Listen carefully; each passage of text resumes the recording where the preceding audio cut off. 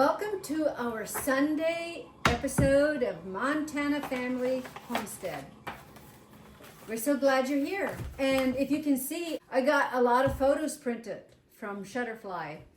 Tonight we want to talk about maybe a little bit of our journey from when we got married to where we are here. So we were able to buy this piece of land and it's pretty much paid for. We own the place, there's no mortgage on it, but it wasn't always like this. There was a season in our life that we struggled very much financially. And there was a time in our earlier marriage where we thought we may lose our house because we couldn't.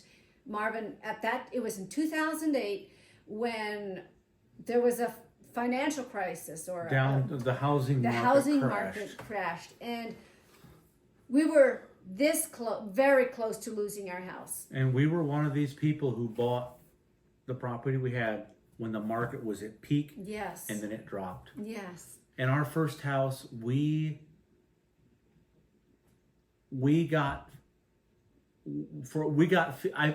bought this property. I'm just going to throw some numbers out there.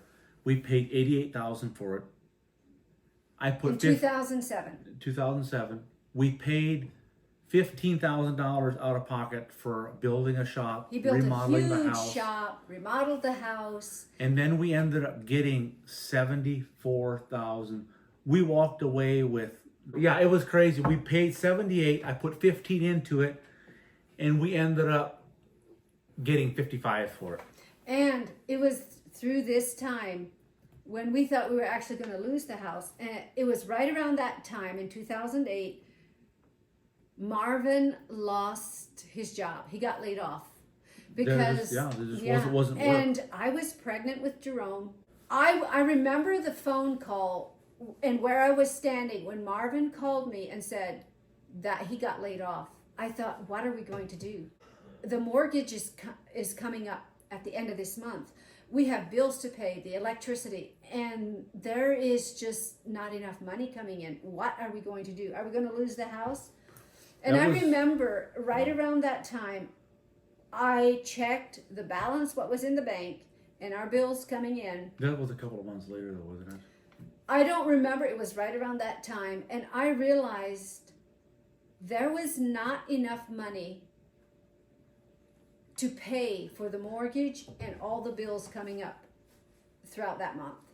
And I just remember just in desperation, kneeling down on my kitchen floor and just praying and crying out to God, that asking him for some money to cover these expenses. Because being pregnant with my first child, I didn't know, are we going to lose the house?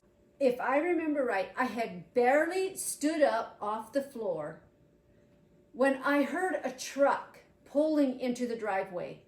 And I knew Marvin was out by the shop, and pretty soon this truck left. Marvin comes in and he says, the person who was there said he felt we needed some money. And he gave us some cash. And this cash was just enough to cover the expenses for that month. Yeah. God is faithful. And from there, after we sold that place, we lost money. We did. For what we paid for, what it put into it, what we got out of it, we lost money. Mm-hmm. We rented for 7 months, and then we bought another property close to there. And that was also a miracle. So this property, I had been looking at it for quite a while on, Zillow or whatever realtor site. Yeah. And they were asking $65,000 for it. And then they price dropped it. And then we're like, if he came down, what if he'd take less? Yes. So we decided, we had a really good realtor in Bonners. We worked with our realtor and we decided, what if we lowball him? And so we threw out a very lowball offer. And this guy, I'm pretty sure he thought they can't pull it off. The stipulation was, I'll take your offer if you can close within 2 weeks. Mm-hmm. Or was it a week and a half? It was very, very short time. Mm-hmm. And thank God that we were able to do it because your dad again helped us Yes. financially. It was no banks involved. It was a land contract between. Yes. So Marvin and I, we were younger. I didn't have much credit. At that point, we had credit because we'd made payments on the previous property. But because this particular piece of real estate didn't have a real structure on it, Oh yes. the bank wouldn't even look Yeah, at us. the bank refused to loan us because it wasn't real property. So it we didn't have a again house. had to have the cash, which Yeah. this is where your dad came in. And he loaned us the money, which thank you, Dad. Because without thank you. Dad, we could never have reached this point where we are right now. So, and it was a substantial amount, but it was a great price. And this property was 8 acres. It had just a dilapidated old single wide on it. It actually had 2 single wides, one that was run down, filled with trash, and the other one was barely livable. When I say barely livable, some of the roof trusses were broke. It was sunk out of level in the one corner. Yeah, it was the one window was lopsided. broke. I don't understand. It's only by the grace of God the ceiling didn't fall in. So there was again a lot of work that needed to be done on that one. And that is where his expertise comes in. That old single wide, I don't know how old it was, 1975, I don't know. And 79. Was it in 1979? So Marvin put a new ceiling in, put a new roof in, put new siding in, put some insulation in it, New windows. just pretty much redid the whole thing. And New guys, floors. that house looked beautiful. We put a deck out in the back. He built a beautiful barn, and we had some goats. And one rainy night, we lit the old dilapidated single wide that was sitting in the woods filled with trash. We lit that thing on fire, and the thing just blazed up. So in Idaho at that time, you could burn your trash. So our neighbor told me, if you light that thing, you had better have a fire department here because it's going to get out of hand. So I waited, was it 2 years?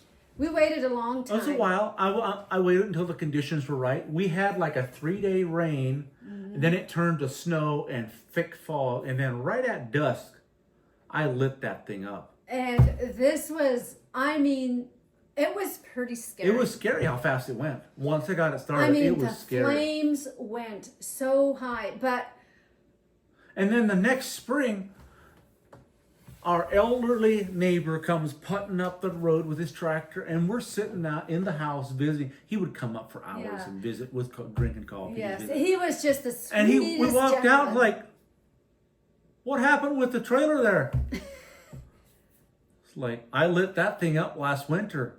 Oh, I didn't even find out about it. I just miss him. He was just the sweetest gentleman. Yeah, we had the best neighbors there. But after about 4 years, he went to first grade in the Mennonite school there, and he did very well. But because most of my family was here in Libby, we decided to make the move here. Yeah, just for long-term family purposes. Yeah. And we decided we still owed our dad. We still owed Dad, quite a lot of money. At that point, it Yes. was not paid off. That's It for was sure. not paid off. And so we decided we were going to look for a house here in Libby that's a repo or somebody that's needs a fixer-upper. The plan was, because there's almost nothing available within our budget at that time, to find a repo, live in it for 2 years, remodel everything, build it up in 2 years, and sell it, which is what we did. Yep. It was a 2.5 years though by the time that from the time we moved in until we sold it. So how much did we make? We bought the place where we lived in Bonners for a really good price. How much profit did we make selling it almost 4 years later? I think we cleared probably $60,000. In about 4 years, We fixed the place up, made it beautiful. You built a beautiful grass. And there's another thing that happened in that place. It didn't have a well, so we had to haul water. And I just remember praying, and I felt the Lord say, you need a well, and I will provide. That was when we were still... we were still renting. No, we lived there. We were renting. We had not bought the place. I think we bought the place. I know, but the big thing was we didn't know about buying the place because it didn't have a well. Oh, and then okay. you got the word, you need a well, I Okay. will provide. Yes. And that was the go ahead that we needed to go ahead and buy the property because we okay. didn't know. Well, we could get the property, but how much does a well cost? Yes, so there was no well on the place. And I remember where I was. We hadn't bought it yet. I didn't quite remember that. And I was looking out the window, and I heard the Lord say in my heart, I heard it clear as day, you need a well, I will provide. I didn't know how God was going to provide a well. One time we were with my friends and family, we were at a park, and I just remember this person comes up to me and says, I think their company feels that we need a well. And the company that they had wanted to pay for our well. And it was like, wow. And they did, And yeah. so, how much did that well cost? It cost a lot of money. And that company paid for our well. I think it was probably, I somehow I'm thinking 6,800. Something like that. It was quite a lot of money. Yeah. But that company paid for our well. And it was just like, wow, God actually came through and paid for our well. Another interesting little testimony about the well. When you call a well digger, one of the first things they do is they go to the courthouse or they find out how deep your neighbor's wells are. We prayed about it, and we prayed that we would hit water at a higher depth, not as deep as our neighbors. Our neighbors, the three closest wells were between 280 and 320.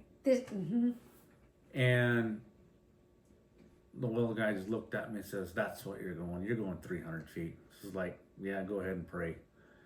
Well, the first day they set up, they went 80 feet. And the next morning, about 9:30, 10 o'clock, if I remember the time correctly, he comes in, he's kind of scratching his head, like, Marvin, you might want to come out and take a look at it. I don't quite believe this.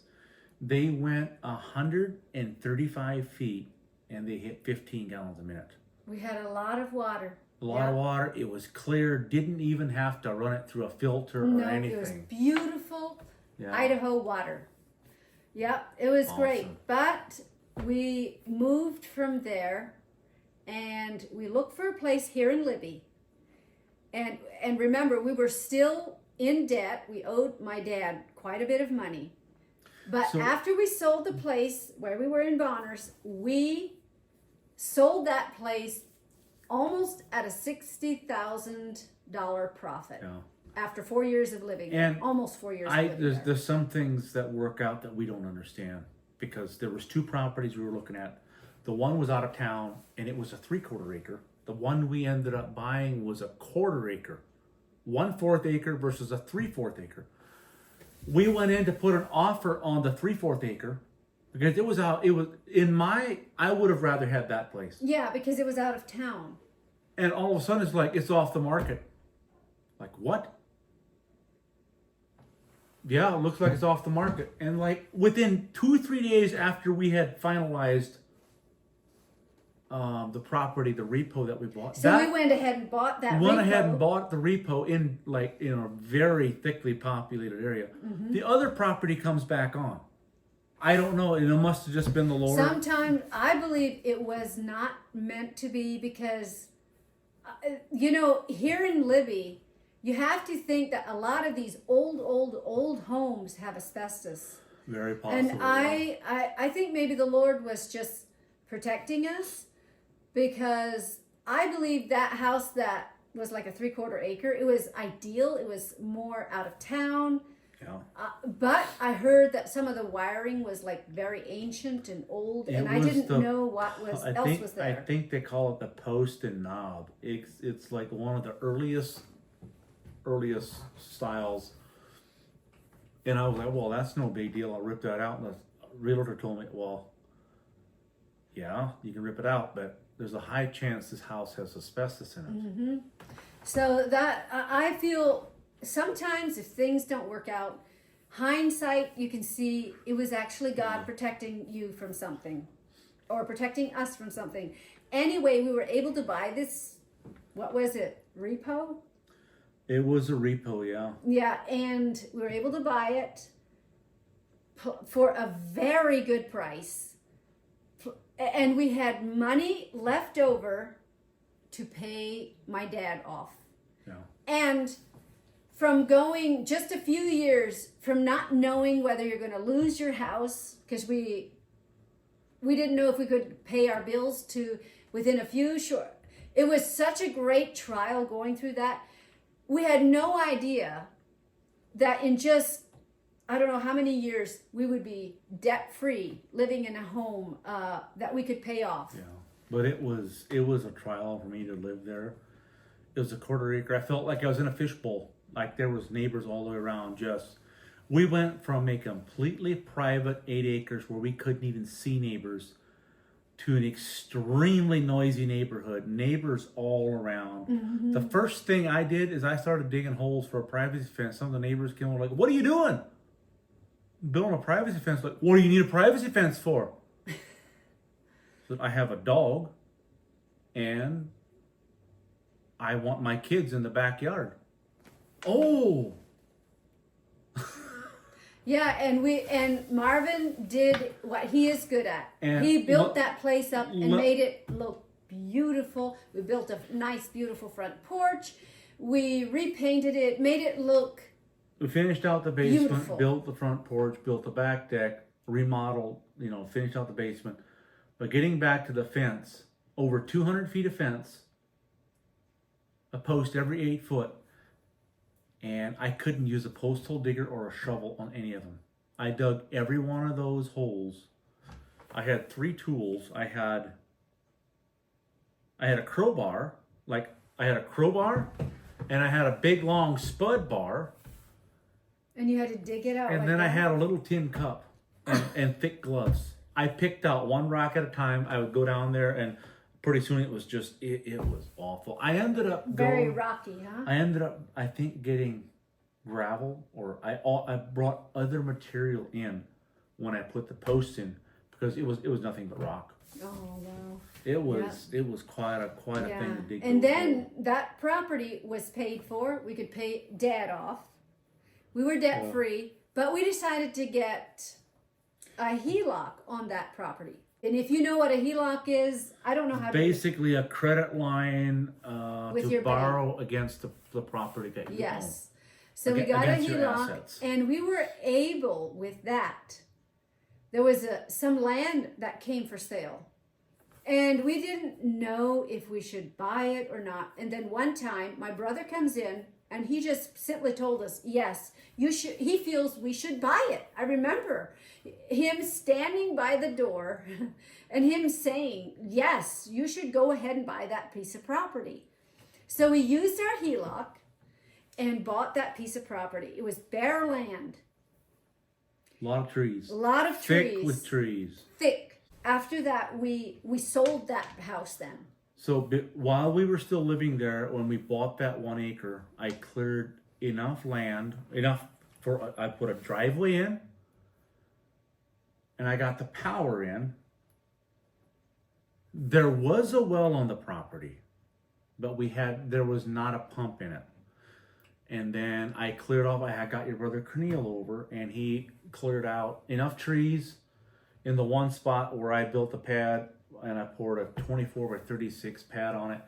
And we had it framed up and dried in when we sold the first property we had in Libby, but it wasn't livable. So we ended up renting somewhere Yes, and for 14 months. yes, until you could get the house built. Yeah. And it was in this house that I first started my YouTube channel. So if you go back to my earlier videos, over 2 years ago, those videos were created on that property. Mm-hmm. And so we wanted a bigger property because the boys were growing up. So we decided after... That property, I never intended to stay there long term. Yes. That was going to be a step. Yes. You know. So we decided to sell that property and buy something bigger. Very, very thankful that we were able to go from that property to where we are now and not a temporary renting. I've observed a lot of people, and we did it ourselves. If you're renting and building, you're throwing money into 2 rat holes, and it takes a lot of money. So getting back to the basement not being completely done, I told Mary, we're going to move in and I'll work on it 1 room at a time. I'm not going to rent somewhere and then have to work on it. So you're talking about this place? Yeah. Some people don't have the ability to do that, but there's one thing that I'm better at than Mary is, and that is procrastination. So I can just push stuff off. Well, we all can do that. There's not one of us. So oh yeah, there are people who could not do that. They could not move into the house until everything is done. I can't do it. Can't do it. I know a lot of people like that. Okay. But for me, it's like I've observed so many people struggle renting and building, and like I said, you got 2 rat holes to throw money into. So, and the way we were able to buy this property, the property that we had, the one that I started my YouTube channel on, if you want to go look at my earlier videos, we were able also, after we sold our first house, we made enough profit on that to be able to buy that land free and clear, put a house on it, also debt-free, and we decided to also get a HELOC against that property, which helped us pay for this piece of property. Then we sold that house and we made enough money from that house to pretty much pay off the land we have now. Yeah. So, and we're planning on staying here. This is our permanent home, unless the Lord shows us somewhere else to go. So that is kind of our story. Mm-hmm. The one thing that we're not very happy about is our well. We don't have, our well isn't. We don't have much water. We don't have much water. But we have enough water for household. The only time we run out is when we start watering the garden and the lawn. We know how much we can water before we run out. And when we start watering the lawn, then we run dry. Yeah, I have timed myself when I start watering the lawn, how long I can run the well before it runs dry. It's like 45 minutes in the morning and 45 minutes at night, isn't it? Something like that. Yeah, I can't run it very long. And that's the reason that we go out and we water the garden by hand, because it takes a fraction of the water. We're putting the water where it needs to be, and we're not watering the weeds or in between.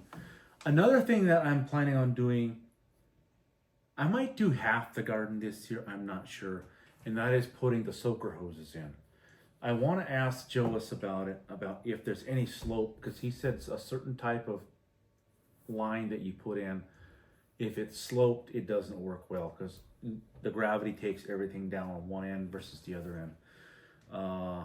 So yeah, that's another thing that, if we could water with sprinkler or drip or whatever you want to call it, only water where it needs to go to, we would save a lot of time and hassle, but it's good experience for the boys to go out and water the garden.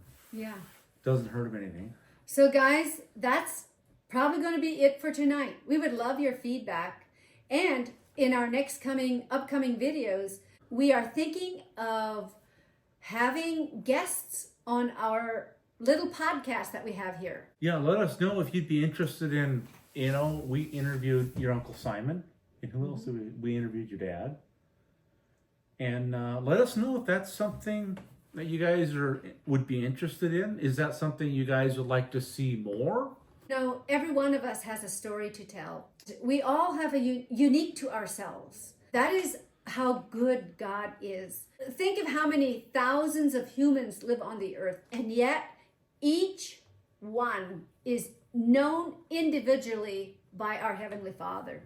Not one escapes his notice. So thank you guys. This is it. We hope you enjoyed our little journey through our buying and selling homes. A lot of work. To our place right now. Yeah, it's been a lot of work, a lot of trials, a lot of praying, but God is faithful. Thank you for joining us. See you next time.